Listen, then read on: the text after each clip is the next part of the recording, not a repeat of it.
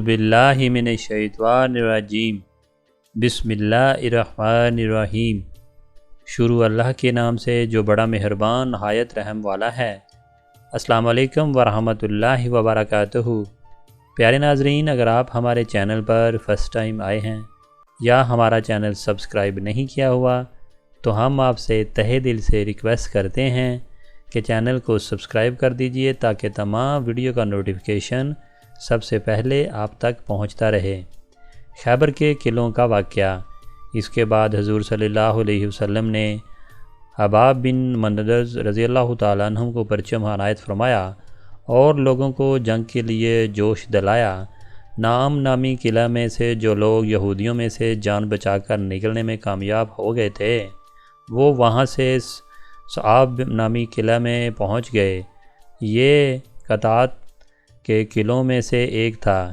اس قلعے کا محاصرہ 2 دن تک جاری رہا۔ قلعے میں یہودیوں نے 500 جانباز تھے۔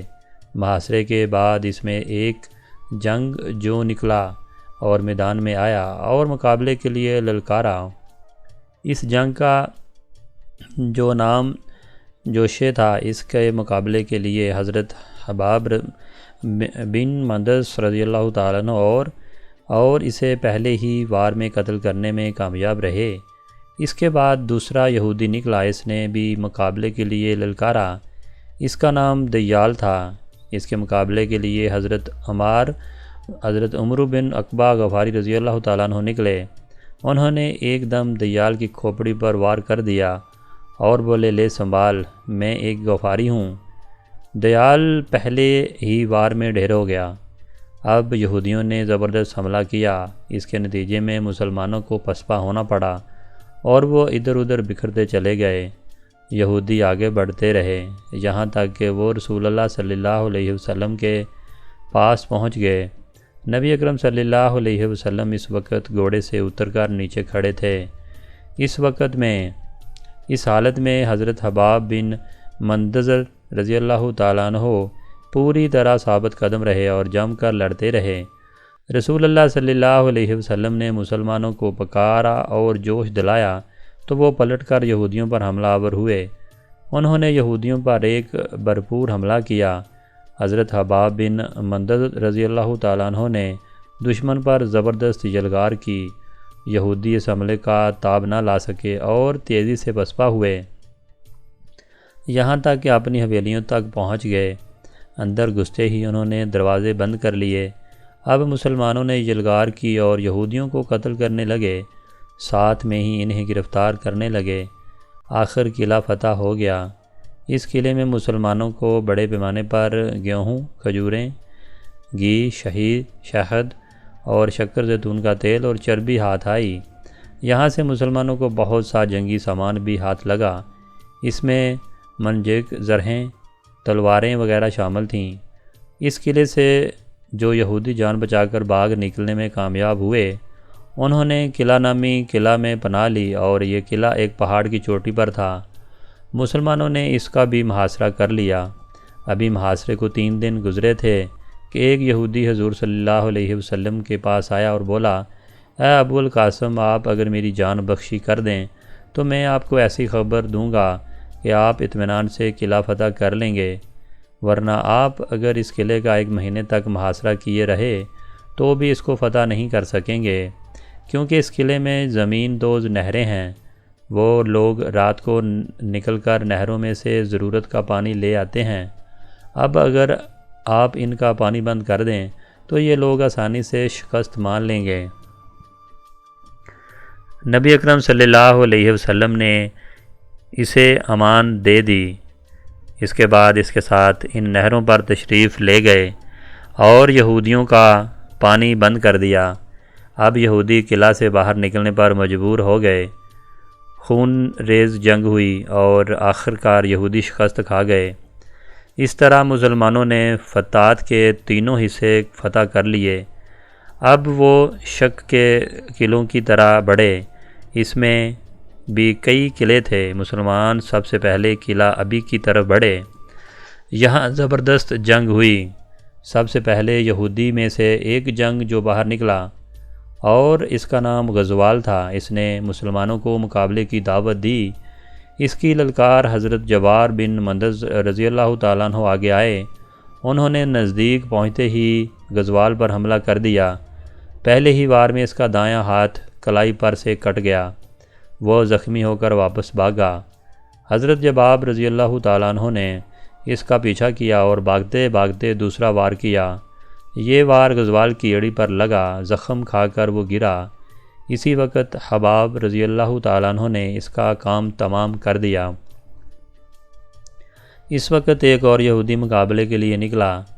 اس کے مقابلے میں ایک اور مسلمان آئے، لیکن وہ اس کے ہاتھوں شہید ہو گئے۔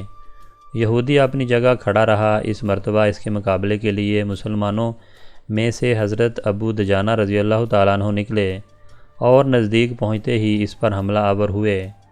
پہلے ہی وار میں انہوں نے اس کا پاؤں کاٹ ڈالا اور دوسرے وار میں اس کا کام تمام کر دیا۔ پھر بھی کسی یہودی نے میدان میں آ کر مسلمانوں کو للکارا اور اس پر مسلمانوں نے نعرہ تکبیر بلند کیا اور قلعہ پر حملہ کر دیا۔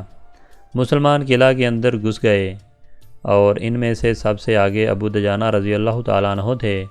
اس قلعے میں سے بھی مسلمانوں کو بہت مال ہاتھ لگا، مویشی اور کھانے پینے کا سامان بھی ملا۔ قلعے میں جو لوگ تھے وہ وہاں سے بھاگ کھڑے ہوئے اور انہوں نے شک کے دوسرے قلعے میں بنا لی۔ اس کا نام قلعہ بری تھا۔ شک کے دو ہی قلعے تھے، ابی اور دوسرا بری، اور یہودیوں میں بہت زبردست حفاظتی انتظام کر رکھے تھے۔ ان لوگوں نے مسلمانوں پر بہت سخت تیر اندازی کی، پتھر بھی برسائے۔ بعض تیر تو اس طرح جگہ آگ لگے جہاں حضرت صلی اللہ علیہ وسلم تشریف فرما تھے۔ اس پر آپ صلی اللہ علیہ وسلم نے ایک مٹھی کنکریوں کی اٹھائی اور اس کو قلعہ کی طرف پھینک دیا۔ ان کے پھینکنے سے یہ قلعہ لرزا اٹھا۔ یہودی بھاگ نکلے۔ یہاں سے بھی مسلمانوں کو مال غنیمت ہاتھ لگا، یہودیوں کے برتن بھی ہاتھ لگے۔ آپ صلی اللہ علیہ وسلم نے ان کے بارے میں ارشاد فرمایا کہ ان کو دھو کر استعمال میں لاؤ، اور اس طرح فتات اور شک کے 5 قلعوں پر مسلمانوں کا قبضہ ہو گیا۔ سبحان اللہ۔ ان جگہوں سے بھاگنے والے یہودیوں نے قتیبہ کے قلعوں میں پناہ لی۔ قتیبہ کے بھی 3 قلعے تھے۔ ان میں سے سب سے پہلے قلعے کا نام غوز تھا، دوسرے کا وطیح اور تیسرے کا نام سالامل تھا۔ ان تمام تر قلعوں میں غوز کا قلعہ سب سے بڑا اور مضبوط تھا۔ مسلمان 20 دن تک اس کا محاصرہ کیے رہے۔ آخر حضرت علی رضی اللہ تعالیٰ عنہ کے ہاتھ میں اللہ تعالیٰ نے اس قلعے کو بھی فتح کروا دیا۔ اس قلعے سے حضرت صفیہ بنت حی بن اخطب کو گرفتار ہوئیں۔ بعد میں اللہ تعالیٰ نے یہ اعزاز عطا فرمایا کہ مسلمان ہوئیں اور حضور اکرم صلی اللہ علیہ وسلم کی ازواج مطہرات میں شامل ہوئیں۔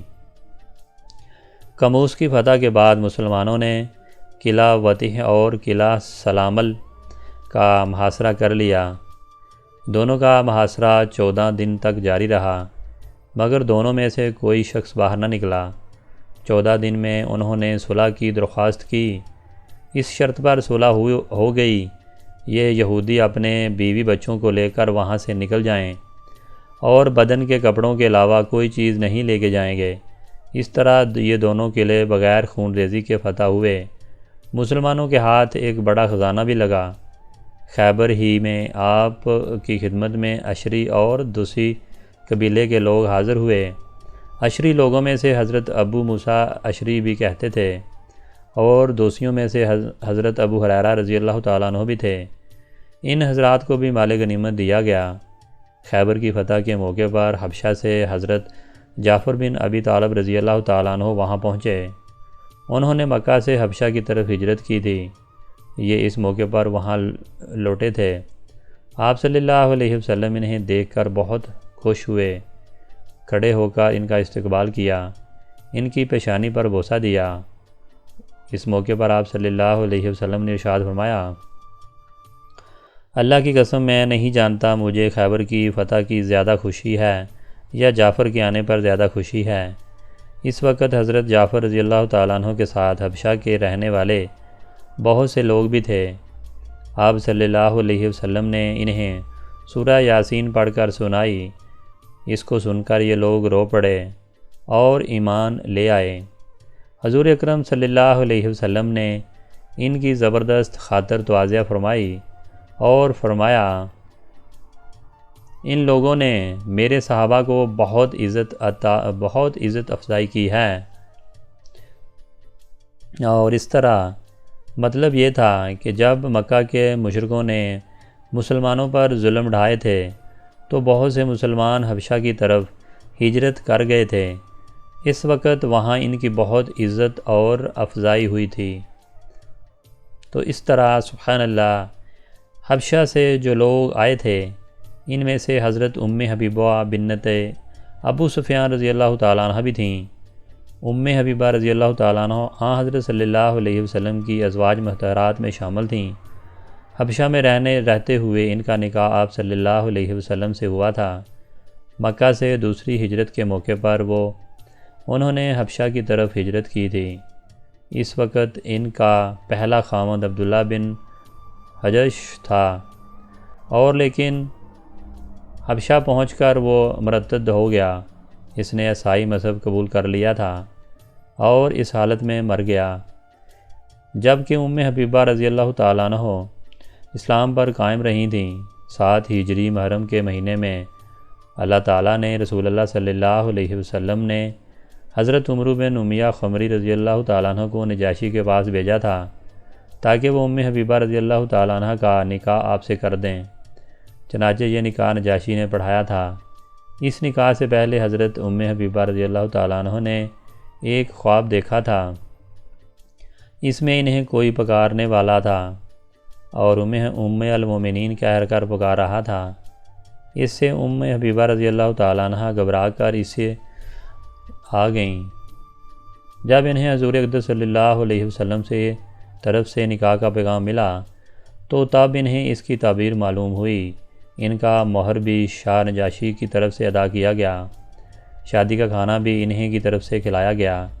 نجاشی کی جس کنیز کے ذریعے یہ سارے معاملات طے ہوئے وہ کنیز بھی اللہ کے رسول صلی اللہ علیہ وسلم پر ایمان لے آئی تھیں، اور انہوں نے اپنے ایمان لانے کے پیغام حضرت حبیبہ رضی اللہ تعالیٰ عنہ کے ذریعے رسول اللہ صلی اللہ علیہ وسلم کو بھیجا تھا۔ آپ کو جب اس کنیز کا پیغام ملا تو آپ مسکرائے اور فرمایا، اس پر سلامتی ہو۔ تو ناظرین، اگر آپ کو ہماری ویڈیو اچھی لگی تو پلیز ویڈیو کو لائک کر دیں، شیئر کر دیں۔ چینل پہ نئے ہیں تو چینل کو لازمی سبسکرائب کر دیں۔